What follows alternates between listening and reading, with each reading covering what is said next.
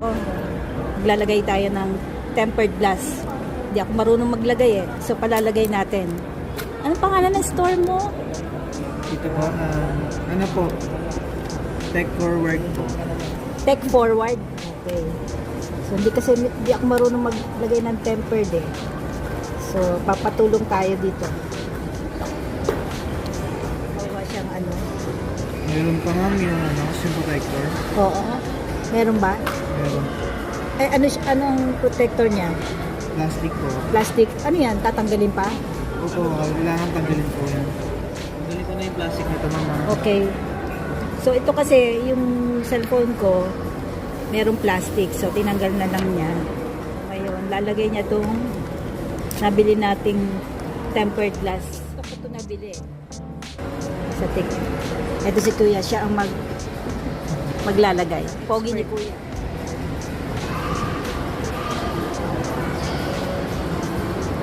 Yan, nililinis muna niya. Linis means pala. So, yung nakalagay pala dyan, plastic. Yes ma'am, plastic po. Kasi yung binilang ko, sabi, tempered na yan. Sabi ko, bakit may gas-gas? Okay ba? Tempered talaga yan? Opo. Online ma'am. Ayan, ang galing ni Kuya, oh. Hello. Ang bilis. Kasi, pag ako maglagay niyan, pihado may bubbles. Yun ang mahirap eh, yung mga bubbles na yan.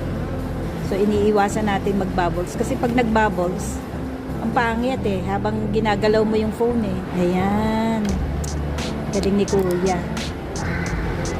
Ano naman yan? Ito po yung pinakaano. Ah, meron pa palang ganon. Linis na. Hindi, may tinanggal pa siya. Ayan. Malapit ng gumanda ang screen ng aking phone. Okay na ma'am. Okay na. Paano lang po kayo ma'am. Oo. Ayos.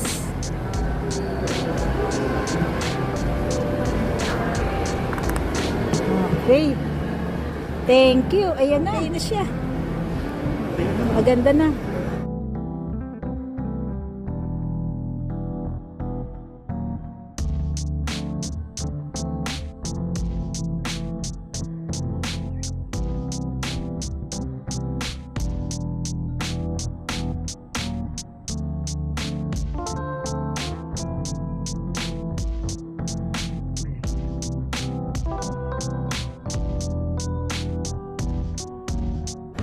Kailangan kayo ng mga dito kay Tech Forward. Yan si ate. Thank you ate. Sa ulitin.